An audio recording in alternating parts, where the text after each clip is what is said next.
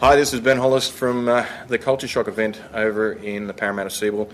I've got a chap here who's quite an accomplished young man. Ooh. I think he's got a degree in fine arts, theatre, music, dance. You taught yourself something. I taught myself, I started with piano, and then I taught myself guitar as well. Yep.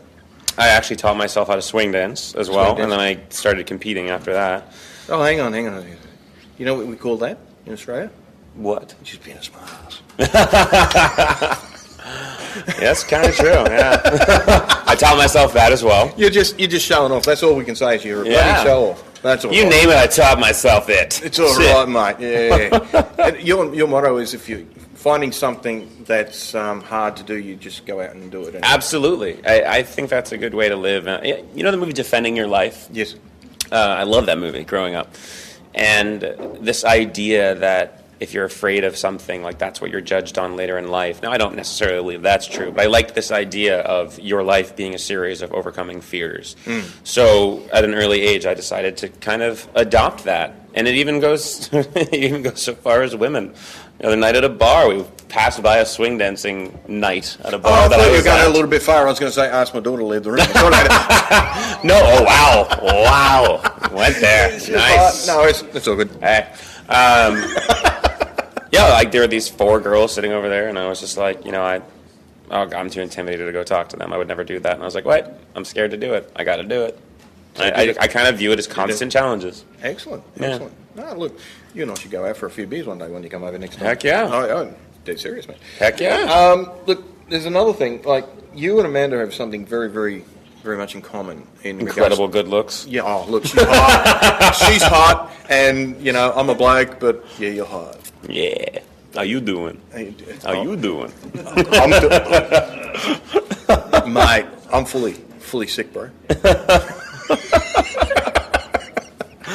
No problem. I just turned there, this is what it's all about. Look, I'm a person who likes to talk to the person, not to the actor. No, please do. And, I know you guys get interviewed for your characters like as we would say, a burnt shrimp on a barbie, so to speak. You know what I mean? So, as a person, as yourself, what got you into sci-fi? For goodness sakes, the thing that you and Amanda have in common is Amanda, when she got out of university, if I'm not mistaken, she got a comedy troupe happening. And you're very much into stand-up comedy as well. You wore out your Bill Cosby tape. God, mate, I remember that when you're a lot younger than me. You're only 29, you bloody show off.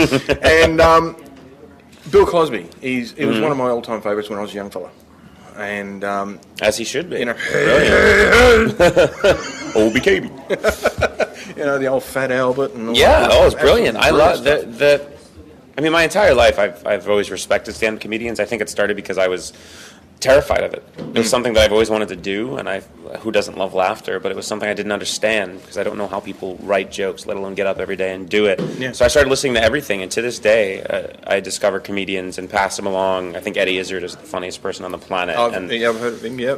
Have you heard of Billy Connolly? Oh, God, yeah. Robert Carlyle is a huge Billy Connolly fan. Absolutely. There was a day between filming that he actually played his entire album out of his trailer, and we all just gathered around and listened to it on set.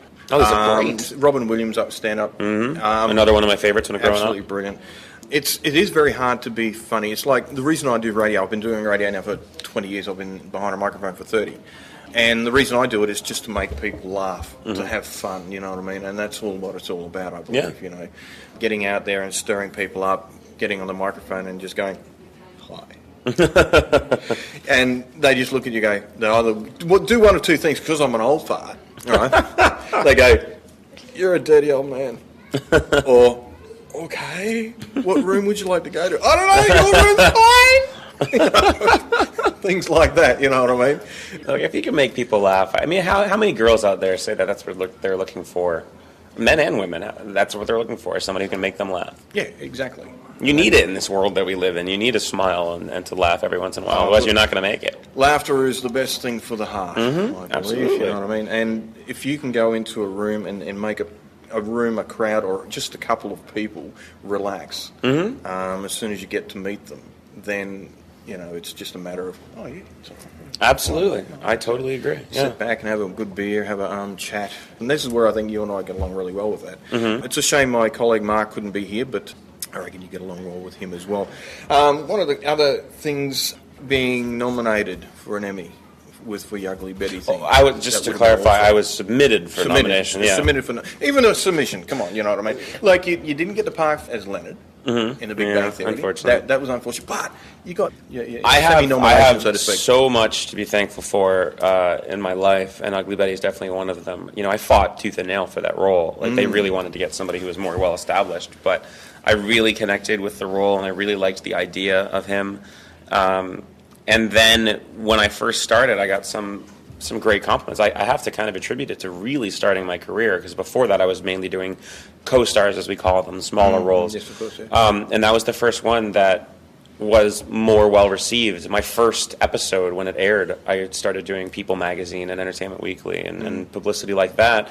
I had producers coming up to me saying how much they loved my work, and then when they said they were submitting my first episode to the Emmys for possible nomination, it just blew my mind. I never thought at that point in my career that people would even consider that sort of thing for me. So it was great. I owe a lot to those people from Ugly Betty and Sylvia Horta in particular. Excellent, excellent. Now, what was the question you wanted to ask? My daughter wanted to ask you a question. Yes. Where did you study musical theatre? Where? Yeah. At this little conservatory that was well known and is lesser now in Orlando, Florida, called the University of Central Florida. Okay. When we kind of helped, it was an existing theater program, but my class was the first musical theater BFA, Bachelor of Fine Arts class. And when we left, the program was great. It was starting to win the Kennedy Center and all these other things. And since, not as much, but it was exactly what I needed. I go back and teach acting. I'm an acting coach as well. I can be hired privately and all that. And I go back to my college and teach for free almost every year, because the acting training and the training in general they gave us there is the reason that I'm here today. It was some of the most comprehensive performance training I've ever had. Yeah. And again, I owe them a lot too. Why are you thinking of going into it? Or you're in it now? No, I want to. She I'd love wants to, but I to. can't sing. You don't have to sing. No, not at all. Although these days, even in TV, it still works. I will say this though, and I tell this to all my acting students. I know you've probably heard this before, but the best piece of advice that I've gotten and can give is, if there's anything else in this world that makes you happy, go do that. Yeah. But if it's only acting, then it's totally worth it. It's a rough journey. Yeah. It's a rewarding journey, but it's incredibly hard, which is why there's that stereotype of millions of actors in LA and on Broadway trying to make it. It's very difficult, but when you can do what you love for a living, there's nothing better. Yeah. You know? No, Thank- really, it's fun. Thank you very much, David. Look, I think we'll have to get you going, but I Yeah. appreciate your time. Thank you very much for that. It's been an absolute pleasure. Here you go. I'd like you to take that Oh, sweet. and grab those if you don't mind. No, Take absolutely. a photo, get someone to take a photo of you with it, and there's an Okay. email address on the other card there. Genuinely send that to me. Okay. I'd like to keep in touch, really, because our show, we're a community-based show, so we don't get paid for doing any of this. We literally doing it for the love of doing it, you know. And so send us a photo. I'd love to put it up on our Absolutely. website and so forth. Totally. It's been an absolute pleasure. Thank you Thank very you much. for